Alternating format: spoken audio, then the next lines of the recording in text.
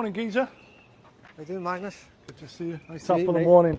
See, you brought the British weather with you. And who's this? This is Willow. Say hi, Willow. Hello. Aren't you beautiful, eh? She's friendly. What, named after the street? Well, look at you. You don't miss a trick. You could have been named after the tree, but yeah, named after the street. Don't tell me you've got a Corniche. No, I don't have a Corniche. A Mulliner Park Ward. I got a Shadow Coupe, you know, from 1966 to 71. These were Shadow Coupes by Mulliner Park Ward. In 71, they became Corniches for some reason. But Do you know, I've got one of these. I've got a convertible one. oh, that It's a explains the 75. suntan. Yeah, it's high blood pressure, mate. High blood pressure. What a car. What a lovely car. You've got a convertible in Liverpool. Yeah. You must be talk of the town.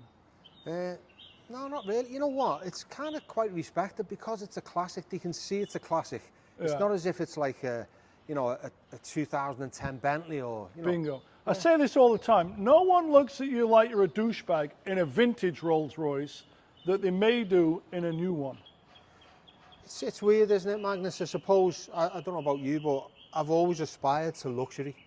I think it's where we come from, isn't it? We don't... If you didn't grow up with it, you aspire to be it. We have lovely upbringings where we come from, but there's not much money about. And when you see cars like this at an early age, it's what you kind of aspire to as you get older. This was your poster on the wall, a roly-poly? No, well, you know what? My mum's brother, my Uncle Leo, he was a multi-millionaire. He made it from nothing. And I always remember him pulling up at Christmas, and it was a coupe Corniche. And he always used to give his money in a card, you know, and it was a lot of money to us then, you know, as little kids in a working class Highton in Liverpool. While he was inside, me and my friends would play inside, putting the electric windows up and down. We couldn't believe windows went up and down on a button, you know. And when he came to go, like an hour later, the battery was completely flat. Oh, there you go. So the AA had to come out, and it was a bit of a nightmare, you know, but things that stick in your mind. It's interesting that it's always the uncle, because for me, growing up in Chef, across the Pennines, it was my Uncle David. We grew up working class. My dad was a salesman for a motor parts company car. We never had a cool car. But my Uncle David, he had the cool car. He had a Ferrari. Him and my dad built a Lotus 47 in my Uncle David's garage. They bought it from Lotus as a kit form. Yeah. Then he went on to have a Ferrari Dino, which he traded for a Ferrari 308 GTB, an early fiberglass one. But it was always the uncle. Uncle David had the Ferrari. And then my Uncle Mick, believe it or not, E-Type Jag. Yeah. And then when it comes to roly-polies, for me it was always kind of like watching 70s British gangster films where the gangster, you know, done good might have a roly-poly, or the scrap dealer might have a roly-poly. Or Heart to Heart. Oh, yeah. Robert Wagner. Yeah, I mean, he drove a Corniche, didn't he? He did. I grew up one. watching so much American TV, it really sort of influenced, you know, my childhood. I grew up watching motorsports, but also a lot of American TV, which all centered around the car, Cop Show, Starsky and Hutch, Dukes of Hazzard, Kojak, Rockford Files. Remember Cannon as well? Frank Cannon, Ironside, all these people, but they're always based around cool cars. But back to the roly-poly, you know, what I love about vintage ones, especially here stateside, they're obtainable, you know. They don't cost an arm and a leg. And what I've learnt with them, because we have two, my girlfriend Hannah's got one, she got a 75 Shadow, 4-door long wheelbase, and then this kind of fell into us. But what I've learned, and it's kind of the story with all vintage cars, and I really like vintage cars, is you just got to keep driving them. Get them to where they're actually reliable by driving them. You know, when they sit, that's when things seize up, stop working. Yeah. Electrical gremlins pop their head up. You know, for me, if there is an Achilles heel with the Rolls, early mornings, LAPD, and I don't even know if it's an Achilles heel. I've just got out of that. You just got out of that? Yeah, he just dropped me off on the roof over there. You're flying in Hollywood style. You're a long way from Liverpool. But you know, Paul McCartney had one of these back in the early 70s. And in my mum's road, his Auntie Gin lived. No way. So we used to come like every year for about 10 days. And I always remember going to church one morning with my brother and sister, and a Rolls went past us, and we all ran after it in them days. Turned in about 10 houses down, and out got Linda and Paul McCartney. Well, that's pretty cool. So things like that stick in your mind. You think, I want one of them when I grow up, you know. I get it. I mean, look at John Lennon. He was famous, right, you know, for painting his. I mean, Ringo Starr had one. Yeah. Everyone seemed to have roly-polies, right? Or 600 limousines. Yeah, didn't Pete Moon crash one in the swimming pool? Yeah. Drummer from the next Who. to McQueen's house, and McQueen shot his light out and all that. All that stuff. Yeah, for me, the only thing with the Rolls vintage, I just like a slightly longer braking distance in front of the car in front. Yeah. So, you know, for me, what I love about them is it's a real sense of adventure every time I get behind the wheel of it. And, you know, I'm known as a Porsche guy, but this is the car I drove to work today. Yeah. Do you know my brakes are spot on mine? Oh, really? Because I did them myself. Well, I got to come to Liverpool and find out. Let me show you a few more of the. I always talk about cars that are outside and cars that are inside. Don't you have one of these as well? I've got a V12, yeah. That's what this V12? is. Yeah. 89. This was my most recent acquisition. But back to that, you know, character patina. I'm not going to repaint that. A lot of people might, but I'm not. How are your brakes, Magnus? Can I have a look at your... Is it the other side? Oh, no, it's here. Well, you haven't fiddled it. Ironically, I just acquired this car, and it does pull to the left. So it's on the list of things that's to your do. calipers. That's... Sticking caliper. Yeah. It's funny, the guy I bought the car from claimed he'd rebuilt the brakes. No, well, he has, because these are the problem. You've got everything inside here. There's all like little valves in there. And what happens is you've got a motor, which, you see that over there? Yeah, I see it. Well, what happens is when you're pumping your brakes, the pressure runs down and that motor kicks in and fills the pressure up again. Booster. Yeah. But sometimes when these need rebuilding, which it sounds like the guy's done it, Yeah. the motor goes all the time and burns out. So it sounds to me like your brakes are good, it's just your calipers sticking. Should I get you some spanners and you can probably get on No, I've come here for a holiday. I've never been so busy the few weeks I've been here. I came over to get a bit of sun. I've been lying on the cars for months. You know, the sun here I am. doesn't shine in LA anymore. It does out of your arse, Magnus. Well, it's early in the day, really. Early in the day. Careful, watch them fingers. I know. Delicate. And you know the score with these, you don't slam them, you pull That's the right, thing. pull the lever. What do you think to the interior? Nice. You know what I love about them is they're like such an icon, but yet following in the footsteps of the car parked next to it, Yeah. it was almost as if the XJS could never succeed because it would never live up to... Oh, there's no way that's a The replacement E-Type. for the E-Type No. Jaguar, but in its own way, it's a really classy car. Simon Templar, the Saint, drove one. Yeah, yeah, he drove the P1800, Yeah. Roger Moore, but it was Ian Ogilvy who drove that one, wasn't it? And it was in the I do like the Avengers. P1800 though, that's another one, right? Yeah, I like the way the steering wheel's like flat, like a tractor. I have a plan to sort of turn it into like an updated version of a 70s style race car, touring car. Got the ZF 5-speed in it. German box, but Okay. it'll be perfect in this. Check this baby out though.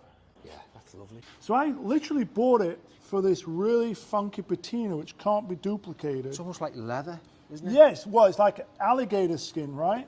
My skin's like this under a microscope. Does not surprise me. This is the second Ferrari I've ever owned. Perhaps the most unloved Ferrari. Yeah. The 308 GT4 Dino, the Bertone-bodied, non-Pininfarina. These are cars that, you know, 20 years ago, you could buy them for nothing. No one cared about them. But for me, I wanted one that wasn't red, wasn't a sunroof. Check this out inside. They didn't really take off, again, like the XJS, the ones that are starting to really appreciate now, and people are going, actually, it's a really cool car. Why didn't I like these years ago? Because Magnum PI didn't drive it, that's why. Yeah.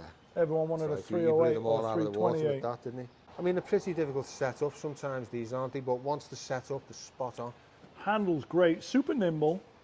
You know, and it's got that intoxicating clickety-click gate shifter. It's not as nimble as a 911, but, you know, I put it up there. It's a fun drive. So the 928? Yeah, I love these. Here's the newest car I own. This is a 2014 Turbo S. The great thing about this, though, it currently has 174,000 miles on it. Wow. Right in. All right, so here we are. Wow. So the interesting thing is the building we're in, built in 1902, which for LA is pretty old, 121 years old. I bought it in 2000, 23 years ago, converted it to a live workspace, lived upstairs, ran my clothing company Sirius out of the downstairs, and then probably 10, 12 years ago closed that down and just became like a storage facility for what I call my out-of-control collection, my out-of-control Don't hobby. you rent this place out for movies and that? And shoots? Upstairs I do, but not downstairs. You know, it's I kind of accidentally fell into the film location business based on an article in the LA Times Color Supplement magazine right after 9/11, 2001. First thing we ever did was we got a phone call, would we be interested in renting the loft for a music video? And I'd lived downtown for years before that, and we'd seen him film a lot of movies and stuff.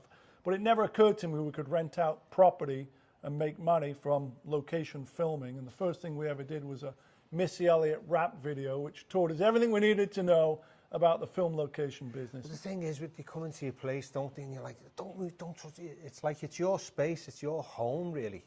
Correct. Or it was back then. Yeah, yeah. So how did you feel about that, and how did that? Well, it's a great question, because, you know, it started out as a 12-hour day that literally started on a Friday morning at 6 a.m. It was the first thing I'd ever shot.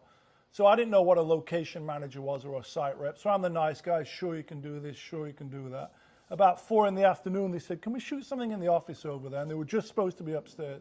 And I said, sure, no problem. Before you know it, there were like another 30 people there. And I go, what's going on? They go, oh, we're shooting a cell phone tie-in for Verizon cell phone. I go, no one told me about that. Then next thing they asked me around 10, 11 o'clock at night, can we shoot a little scene in your garage? And back then I didn't have quite as many cars. That was the nightclub scene. So around 2 a.m. in the morning, I'm kind of done. I've given an inch and they've taken 5 miles. By 4 a.m. in the morning, they were all out. And at 2 a.m. I said, you know what, I'm done. It's like, we've got to wrap it up.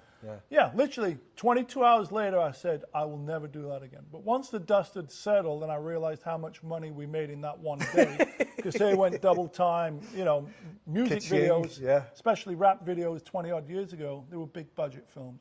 So that's how we accidentally fell into the film location business. And over the next few years, we were kind of picky and choosy as to what we shot, because having to rent a hotel for the night, move out with the cats and dogs, that novelty wore off. And the turning point was almost 20 years ago in 2004 when we did this Bruce Willis movie called The Whole 10 Yards. It was Amanda Peet, Matthew Perry, Bruce Willis, a few other people. And they rented the building for a month, relocated us to a house in the Hollywood Hills, and finally the light bulb flashed and it was like, oh, I bet if we didn't live there, we could film all the time. Yeah. So at that point, we moved out, and almost 20 years later, never moved back in. What I love about LA is the people, the places, the drives, and the fact that whatever you want to do here, whether you want to be a movie star, actor, surfer, musician, writer, there's the opportunity and infrastructure and industry to help facilitate getting that done. Can we sit down and talk about this? Sure, if you want to sit. I mean, you're getting old. We can walk around. We can talk. No, because it's interesting what you're saying, Magnus. How did you come over here initially? I mean, you're from Sheffield, yeah? So my story, I left school at 15 with 2 O levels, almost 16, but technically 15. Went on the dole, 16, 17-year-old, you know, sex, drugs, rock and roll in Sheffield. Still living with my mum and dad. I took a train from Sheffield to London, got a flight from Heathrow to New York, landed in New York not really knowing where I was going, and then took a Trailways bus north of Detroit and worked on this summer camp north of Detroit. Spent the summer there, and then took another Trailways bus from Detroit to LA. Arrived here in 1986 as a 19-year-old. So I spent 19 years in England, you know, and all my adult responsibility that I talk about, job, car, house, apartment, whatever, I never had that in England. It was all done here in LA. Do you know, it's funny you say that. I mean, I had a similar kind of start to you, working class town in Liverpool. I was leaving school at 16 and I missed the leaving age by 3 hours, I think, because I was born on the 1st of September. I had an apprenticeship lined up for a joiner, which is all I ever wanted to be was a joiner. I was good with wood, So it was one of them. I lost my apprenticeship. They made me stay on school an extra year. I went into the natural progression of being a butcher because I was a 4 o'clock lad in a butcher's shop. And I didn't kind of quite know what I wanted to do. So acting for me, I went to drama school in London, totally alien to me, but I just wanted an escape, And I fell into it. I did quite well in it. But I don't know about you, but I've never quite known what I wanted to do. And I think, many people, if they have a game plan, this is what I'm going to do, and then I'm going to do this, and it never works out. You always end up going up a different road. Yeah. And you just got to go with it, really, haven't you? You've got to go with the flow. As a kid, people would say to your career advisors, where do you see yourself in 5, 10, 15 years? I had no idea. Them career advisors, they just say, you're never going to amount to anything. Right. You're never going to get a job. I heard all that, and then my dad would be like, cut your hair and get a real job. Well, I've had long hair since before I was 15. I'm now 55, so I haven't had a haircut really in 40 years. And Really? I don't think I've ever had a proper job. It's getting grayer and thinner, but, growing up as a kid in Sheffield, like when I was 13, 14, 15, I'd go see all these bands, Def Leppard, Motorhead, UFO, Saxon down at the City Hall. I went to Monsters of Rock in 1982. Went there in 1984 at Donington, but I went there in 82, I was 15. Went there in 84, I was 17, and then 20 years later, I met Van Halen, came and did a photo shoot here. I got the program. I'd just come back from England a few months earlier. I had Eddie Van Halen sign this program, dated 2004, signed my guitar. So the point I'm making is these things just happen in LA. I grew up watching American movies like, you know, Newman and McQueen and Clint Eastwood and Warren Beatty and all them classic 60s and 70s movies. And I suppose you feel like you've got a certain affinity with the likes of Los Angeles, you know, LA, whatever, the hot weather and the movies and everything else. I don't know about you, but years ago when I first landed in LA, I thought, I feel like I belonged here. I just felt like I had a certain affinity, you know, there was just a connection there. But the thing that struck me about this country and the difference in the UK is the attitude. Right. In America, you're successful at anything, they get behind you, they throw millions into you and you know, support you and promote you, and it's just a different attitude. They love success in this country, you know. I didn't know anyone when I came out here, so you do struggle for a few years, but like I said earlier, the opportunity of being able to do whatever you want to do is here. Yeah. And for me, the three things that I've done in 36 years in LA with no educational background are really clothing design, building and playing around with cars, and then developing property. I like projects. Cars are like buildings. I love a challenge. Yeah, but the common thread for me is these are all things that I had a lot of passion for and found a way to actually make them successful. Yeah, you know, people say, oh, you got lucky. I always say, well, you make your luck, and luck is seeing the opportunity and actually having the drive. My thing is always like, how bad can it be? Expect the worst, hope for the best, but I never second guess, really. I don't need other people's opinion to validate, should I do something? It either feels right in my gut or it doesn't. And generally, if you get this feeling that, wow, this feels great, but it's a little scary, generally that means go, right? So always use your own instincts. Yeah. Always go off your own instincts. You ask somebody's opinion, they'll give you that opinion, whether it's right or wrong. Right. And it can't help but influence you, so you're best just going by your own instincts. I think a lot of people get sidetracked because they'll say to the buddy, hey, I've got this great new idea. I'm thinking of doing this, right? And then the buddy's going to go, I don't know, Kev, I don't know if that's going to work out. I don't think you should do it, right? For whatever reason. Yeah. So for me, like, I'm more of a lone wolf. I came here alone. I don't have this team behind me. There's no one here.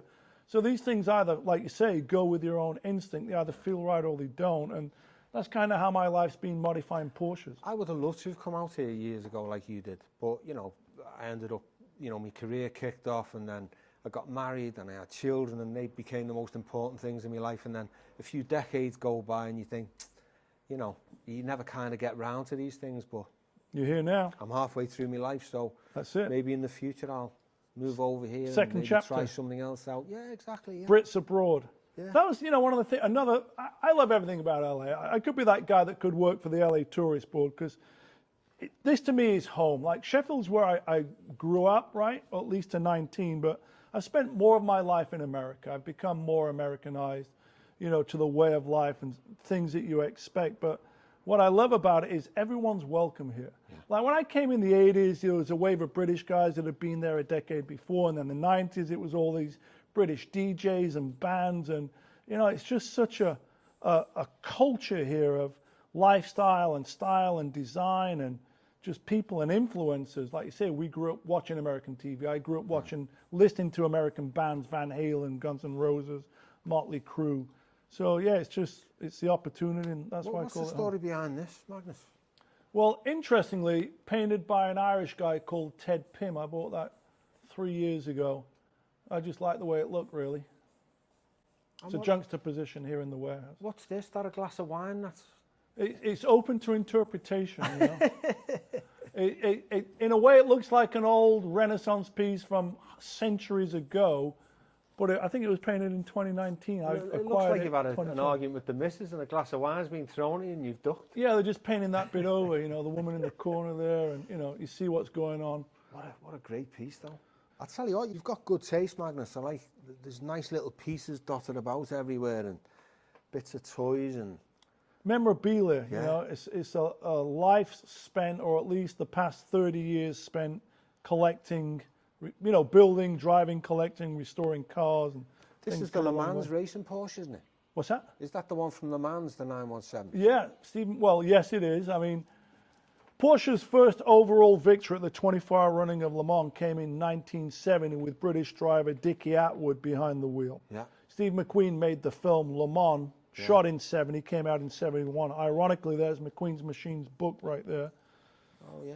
And then one of the coolest things I ever did is, I actually had the original McQueen Bullitt Mustang, the 68, from the film, which came out in 69, in my warehouse a few years ago. Yeah. Actually had it here. I'll show you pictures later on. What happened? How did that come about? Well, during the making of the film in San Francisco, right, Frank Bullitt, Steve McQueen's character, drove that Mustang, and there were two of them. And one of them was the main car. After the filming was ended in like 1970, that car was sold to a certain guy. I think he bought it out at the LA Times, and the car sort of disappeared for 40 years. And then the original owner passed away, and then the son basically was sort of bringing the car out of retirement for the 50th anniversary back in 2019. I'll find you the pictures on my phone.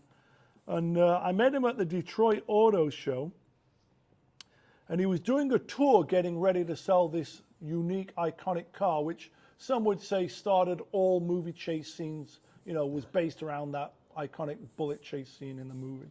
Anyway, long story short, he needed a place to store the car for a few days, and ironically, he said, "Can I store it in your garage?" And you were like, yeah. Check it out. So here it is, the actual car from the film Bullitt that Steve McQueen drove in my garage.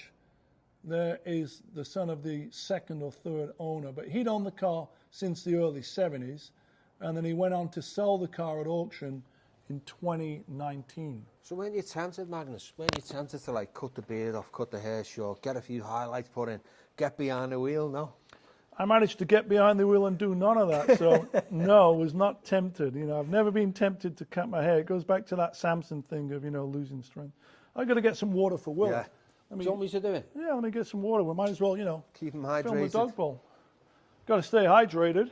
Then maybe we take a little tour around. I'll show you around.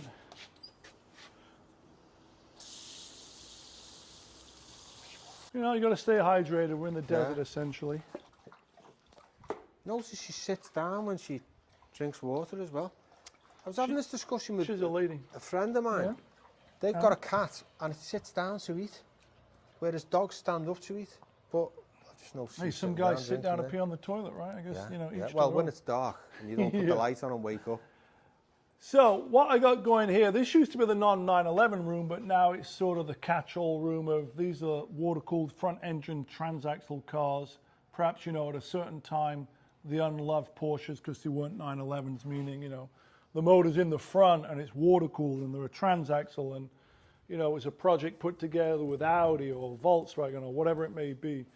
So we got 924, 928, 944, 968.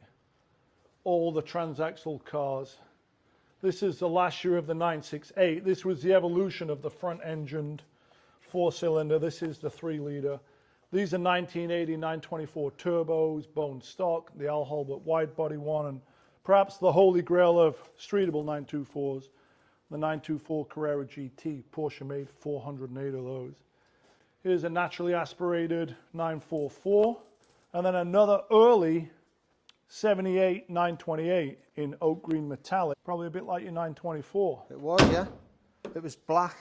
Oh, black. Black with the white pinstripe. So check this one out. This is similar to the 928 outside. This is 1980 924 turbo US spec, the way it left the factory, with Pasha interior. So this was Porsche's first production turbocharged front-engine water-cooled car. Psychedelic. Yeah. I always love the gear stick position on these. Yeah. Well, that's the great thing about Porsche. You can get in and out of any other car of a similar era, call it the 70s, early 80s, whether it's a Ferrari, Maserati, whatever it may be. You always feel slightly compromised in those other makes. When you get in a Porsche, whether it's a 911, 928, 924, it doesn't really matter. Ergonomically, the steering position is always really comfortable. Yeah. The pedals are always where they need to be, and the shift is where it needs to be. I've been fortunate enough to get behind the wheel of some sort of poster on the car walls, Lamborghini Countaches and things like that. And they always seem slightly uncomfortable.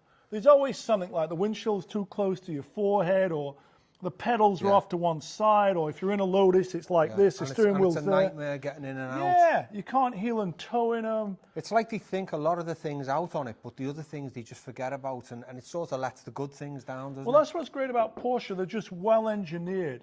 You know, for people who are over 6 feet tall, you get in a Lamborghini Countach, and if you're a certain height, hard to get in and out. Your feet, it's hard to operate the pedals. You know, just an awkward position. You know, the steering wheel's either too far away or too close. Do you know, Magnus, it's funny what you're talking about Lamborghini and the Porsche engineering.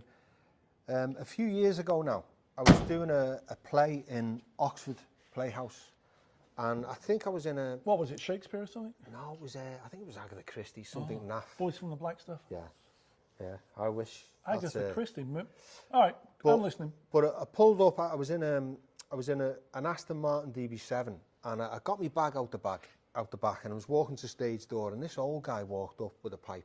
He was in his 80s, this guy. And he was an old German gentleman. I'll never forget his name. It was Horst Mirisch.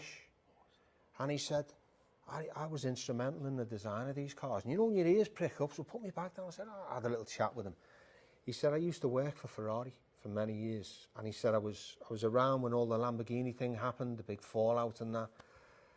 And we had a little discussion about cars, and I said, so of all the cars, I used to go and have a drink with him before I go and do a matinee, whatever, you know, because he always went to this pub across the road and just used to pick his brains. And I said, of all the cars you've worked on, what's the best engineered car? He said, without doubt, Porsche. I thought he'd say Mercedes or Ferrari. He went Porsche. They're just streets ahead of engineering-wise. He said they're just phenomenal in every way. They're just, but what I think, you know, this 928 GT I bought, for all that, you know, phenomenal engineering, all the millions spent, all the years of, you know, research and all the top guys working on it, why would you put an elastic band in instead of a timing belt? Did you ask Horst that? Pardon? Did you ask your buddy Horst? No, I didn't, but it's what, since buying a 928, I thought, why would they go to all these lengths and put a timing belt in instead of a chain? I mean, my friends were having a conflab about it, and it's got to be down to the noise factor. You know, when you have a timing chain and an engine, it's a little bit noisier. Yeah. Maybe Porsche just wanted it to be really quiet, yeah. That's the only thing I can think of. I won't get too hung up on it. But it is it. Food for thought. I do get hung up on it, you know. It's like people that get hung up on, you know, 996s. You can't have a conversation without them talking about IMS bearings or, you know, ugly front headlights. But to finish my point, or your point, to follow up on it, of well-engineered Porsches, I always used to say you would see a lot of high mileage Porsches compared to Lamborghinis, Ferraris and other cars of that era. Because Porsches were built to be driven ultimately. And they were well engineered, so they were reliable. And being here in California, you know, Porsche is celebrating its 75th anniversary this year. And from day one, the US market has been Porsche's largest market. And perhaps the epicenter of that market in the US is California. And then you break that down to LA.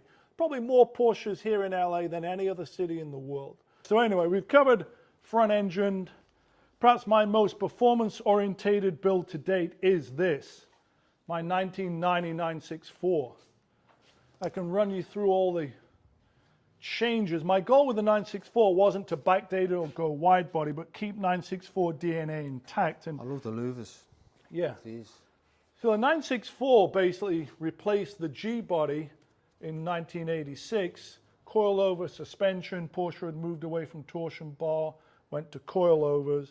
My goal, though, was to keep it narrow body, but change everything about it. Take elements from the 356, the roof Yellowbird, the Sport Classic, add my own touches, such as louvered fenders, put the gas cap through the fender, channeled the hood, channeled the roof, got rid of the rain gutter, grafted in R-inspired turn signals, took a 3-liter turbo tile, got rid of the rubber, scalloped that and channeled that. It's running a 3.8 RS spec motor built on a 993 case. So this is the petrol? Yeah. Yeah, so what were they called? Gases, them other ones. There was ones that they brought out where they lost a lot of engines because when they drove into petrol stations, they put the... where the oil goes, that's right, a 1 year only, 1972. There's not many with original engines left, is there? No. You know, so people... 72, 911, normally you put oil here. In 72, they'd relocated the gas tank, oil tank. They had an external filler with a flap here. People were putting fuel, gasoline in the oil tank. Yeah. That was a 1 year only item. Porsche was trying to move the weight from the oil tank here to behind the B pillar to sort of get weight in front of the rear wheel, try and get rid of some of that tail happiness that the 911 has always had with it being rear engine drive, pendulum, sliding around. But of course, people are pulling into a fuel station and the attendants have put it straight in the oil, yeah? Yeah, that did happen. But anyway, that is utilizing the stock gas tank just going through the fender. So running a 3.8 RS spec motor, Brembo club race brakes, coilover suspension, rolling on my own wheels, weighing 2,560 pounds, but wrapped in this sort of outlaw slate gray paint job, which my buddy Matt Bound painted across the road at my chop shop. So when you look at it, it's kind of subdued because I'm known for these sort of wild, crazy color combos that you'll see. But this is kind of a rather subdued build, but it's a bit of a wolf in sheep's clothing. Yeah. This is a similar version, a 67S. 1967 was the first year that Porsche introduced the S, where the still running a 2-liter engine, but horsepower came up from 130 to 160. Fuel, give me fire. Feed me. That's right. So, center mounted hood filler, retaining the stock position of the gas tank right there. So this is a little bit of a hot rod, short wheelbase, R inspired, running a 2.5 twin plug motor that pushes out 271 horsepower. On pump gas, not running 100 octane. So 271 out of a 2.5 liter, more than 100 horsepower per liter, naturally aspirated, non-turbocharged. So I love these short wheelbase. I call them the sort of Vic Elford Monte Carlo Rally sport purpose R inspired. I love the backlights. Yeah, so that's one of my signature touches. These both have them where they're integrated, getting rid of the original turn signals and grafting them in. It looks great on the grey as well, doesn't it? Yeah. The red against the grey. I'll show you how they look in This stock is form. beautifully detailed, this. Yeah, my buddy Matthias at Wicked Sixes in Hamburg built this motor. I shipped him the case and a few other things, the PMO 46 And not a cars. single drop of oil anyway. There's no oil. Dry as a bone. No, I mean, there's oil in it. Porsches do leak oil, you know, when seals dry up and shrink and things like that. But yeah, this is a hot rod for sure. 901 transmission, close ratio, straight cut gears, limited slip, rolling on a 15 by 7 inch wheel with a 225 50-15 Hoosier, weighing a little over 2,000 pounds. You're going all American now, Magnus. It's all about numbers and ratios and... Well, like I said, Get in and drive it. I've been here 37 years, only 19 in England. But, you know, still flying the flag. You know, we could say the origins of the Boxster started here. Yeah. This 914 was an art car that ended up taking a SEMA. Long story short, this little race-inspired livery was done old school style with paper tape, taped on, rattle canned, myself and my buddy Felix Holst. I came up with these couple of renderings, which were just all done by hand with crayons and Sharpies and stuff like that. Did all this by hand, meaning this wasn't a vinyl printout application. These are Post-its. You know, your yellow sticky Post-it that I just mocked up on the roof. So this was literally done in 3 days with $500 worth of materials, and then went to the biggest car show in America, the SEMA show. I bet you get some stick if you took this to a concourse show. Yeah, you know, times are changing. It's like I said What are earlier. you doing? You know, all the purists go crazy, don't they? I never worry about what purists think. Like I say, you know, there's a market for everything. So anyway, 1973, 914. Back here in this corner, we got some water-cooled 92 968, 944 turbo, and then Gen 2 996. So what's the story with the bowler hat? Brits abroad, you know. I'll wear it when I'm in the roly-poly. Yeah. So here's a plug-and-play 2.4S spec motor. Over the past years, I've done some interesting collaborations, switching gears. I did a collab with Nike based around one of my shoes. Check this out. Early days of COVID, I got approached by Nike. So this is not computer generated, not Photoshop, not Illustrator. So the shoe was based around the car. The shoe was designed to distress. Where was this show? Well, I had an exhibition at the Peterson Museum celebrating 10 years of the film Urban Outlaw, where I took 10 of my cars to the Peterson Museum in LA, had my own standalone exhibition, which debuted October 15th, 10 years after the film came out, and ran through January 31st.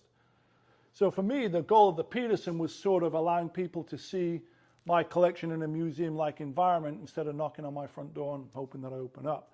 So I had a collaboration of 10 years of disruption. So I'd showcase the Nike, the Hot Wheels, the louvered fenders. If you come over here, and ironically, the very first one I ever did is right here. Check that out. 2016. So by my math, 7 years later, I've done over 30 cars with Hot Wheels. 2017, I have a book come out. So those are examples of some of the collaborations and things that have happened since this film came out in 2012. You want to go see the rest of the garage? Yeah, why not? So if you come through here, this is the main part of the garage. The main meat and potatoes. Is that a 912? No, they all look the same. Like I said earlier, everything in here is basically variations of the 911. I've just seen a lot of 912s in that colour. That's Irish green. Yeah. You know, Porsche couldn't have a colour that was called British Racing Green, so somehow Irish green became the flavour. This is a 66 911. Like I say, the 912 shared a lot of parts early with the 911. This was the flat six as opposed to the four banger, but ultimately pretty similar. So 65 911, 66, 67, these are the short wheelbase cars. It's a nice wheel, isn't it? Yeah, this car's got a lot of character. It's been repainted, but Irish green is the original colour. If you come here and look at that wheel, look at the carpet. Yeah. I can't travel back in time, really. This is the closest I can get to time travel. Stepping back to 1966, 57 years ago. When you get behind the wheel of this and the car's moving around and you're doing 80, it feels like you're doing about 150. It's just like time travel. It's all evocative of our childhood, isn't it? And yeah, you know, I wrote those a letter. early images. I wrote a letter to Porsche when I was 10. I had the poster on the wall. They wrote me a letter back, you know, type of thing. Yeah. So 45 years later, I'm still in love with Porsche, probably more than I was then. Cars bring people together from all walks of life. It's the great equalizer of this shared common bond of a passion for something that transcends a vehicle that takes you from A to B. But the car community is a lovely community, isn't it? Sure. I mean, coming from, you know, my background as an actor, where everyone's stabbing each other in the back and vying for this part and all the gossip and that. You go to the car community and it's a real leveler. Everybody helps each other out. You've got a problem with the car, people roll the sleeves up, I've got that part, and they all dig in. Yeah, yeah. It's just a lovely, caring community, whereas, you know, it's the two extremes, I suppose, but it's a real leveler. I think the car world has the first extreme we were talking about. Look at F1 and these rivalries between drivers and teams, right? So, but that's business, isn't it? That's different. I'm talking about like helping each other out and people with restorations, you know, everybody's always interested in what you're restoring, or you're interested in what somebody else is restoring, and it just brings people together, as you say. You're talking about the enthusiast. Yeah. That's what I love. Like, obviously, Porsche is my drug of choice, but I say what brings true gearheads together is what you just said. Doesn't matter whether you drive a sport import tuner, you're into Fast and Furious, you're a drift guy, or a Nissan classic Micra. car guy. Yeah. It's everyone has this dream of chasing something that they want aesthetically, right? And then it's the build, the drive, and then ultimately the community of going to these events, whether it's a Cars and Coffee at the Ace Cafe or Goodwood or whatever it may be, right? Your local meet with Chippy in Liverpool, right? Like-minded people coming together with a shared passion. Yeah. That's why you're here. And I don't know about you, but I've got an eclectic taste, and I could drive in a Rolls-Royce or a Porsche or a Ferrari, but I'm just as happy if it's a Nissan Micra, but it's bog standard and original and, you know, low mileage, whatever. I'll drive anything. I just love originality. I like cars that are being modified as well, but it's nice when you take them back to the 70s and that smell of the plastic. Like going back in time like this. Exactly. Blood, sweat, tears, coffee, oil stain. Yeah. You know, I've got a lot of cars, but one of the cars I probably drive most, other than the Rolls and that Turbo S, is my 2002 Chevy van. Yeah. Willow loves it. I can go to Home Depot, throw stuff in the back, go to yard sales. So to me, it's back to variety. I think you said it with the Nissan Micra or your Corniche, right?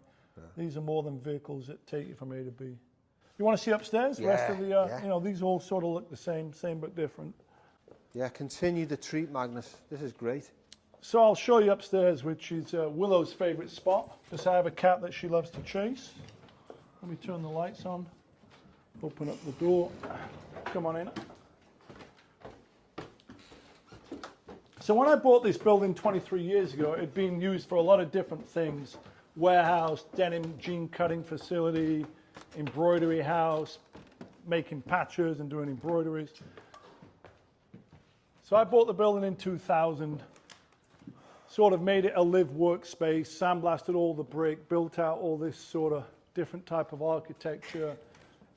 So the building didn't look like this. We made it into this sort of dream live workspace, mini Hertz Castle, English stately home vibe. Willow, leave her. Looking for the cat? She's looking for the cat. So when I talk about filming, this is where filming happens. Yeah, when we lived here, it was more filled in. You got to remember, I actually haven't lived here since 2004. That's great. So almost 20 years. Wow. But this is where we do all the filming, everything from TV shows to reality, to film, to music videos, to commercials. And what's it like in the winter here? Is it warm? No, it's cold because, you know, there's no insulation and no heat. Yeah. So it's cold in the winter, warm in the summer.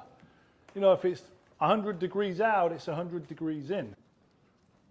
We decided we did need a library, so we built one.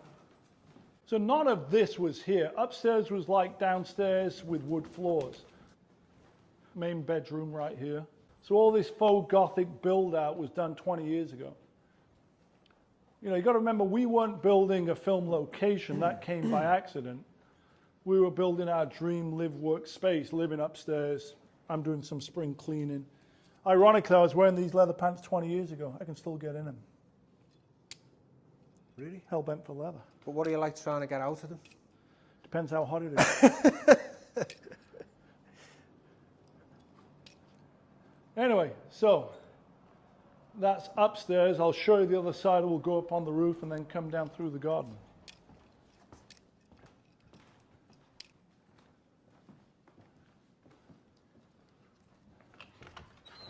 God, she loves the roof, doesn't she? Yeah.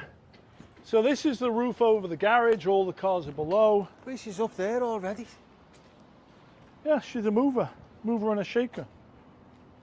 Mover and a groover.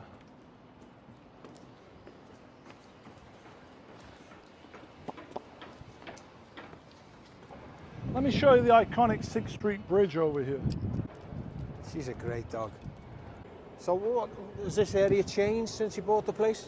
Well, it's got gentrified. There's a restaurant next door. There's 2 coffee shops on the corner. There's a taco stand right there. But what's with the bridge? You've still got a construction yard there.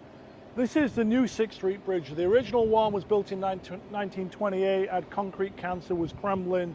They tore it down in 2015. Long story short, this opened up in 2022, a couple of years behind schedule.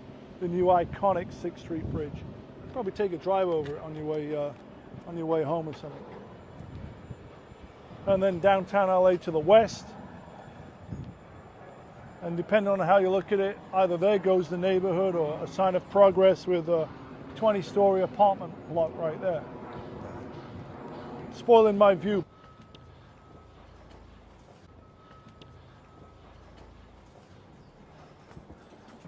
And here we are again. Yeah, back in the sewing facility. And this is where all the magic happened, yeah? Magic has happened here before, yeah. Wow, what's this? So I talked about my clothing line, Serious Clothing, that I'd done all the way up to 2011, which was sort of punk rock, rock and roll, country, western cut and sew. That was just one of the posters we'd put up at trade shows and stuff. Very pop art, isn't it? Pop and this art. one over here. Yeah, same thing. Back to do what you love, do it with passion, do it with creativity. That's my LA story. I think it's time for lunch, isn't it, Magnus? Do you want a bit of lunch? At least a cuppa. Yeah, at least the coffee. Yeah, look at that. After lunch, Magnus had just one final treat, which was to take me over the bridge in his classic Rolls-Royce to conclude for me what was a perfect afternoon for 2 petrolheads swapping stories and simply chewing the fat. It was really kind of Magnus to invite me into his private space and give me a rare insight into what makes him tick. The UK outcast who became a US success with his innovative classic clothing company, and now in the next phase of his life, sharing the love and knowledge everything classic.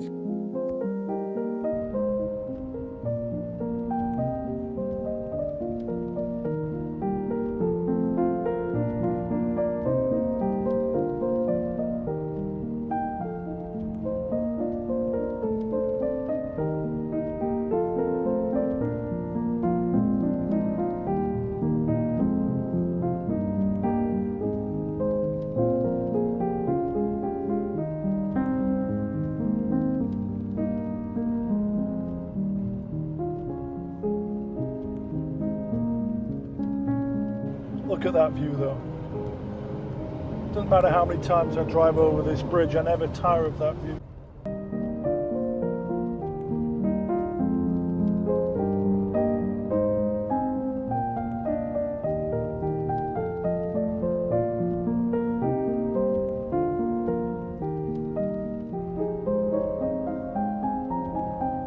I feel like Steve McQueen in the Thomas Crown film. No, because I'm not driving, I feel like Faye Dunaway.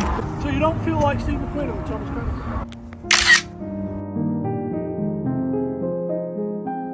Thank you for watching this episode of Classic Obsession. If you enjoyed it, don't forget to like and subscribe. And see you all next time.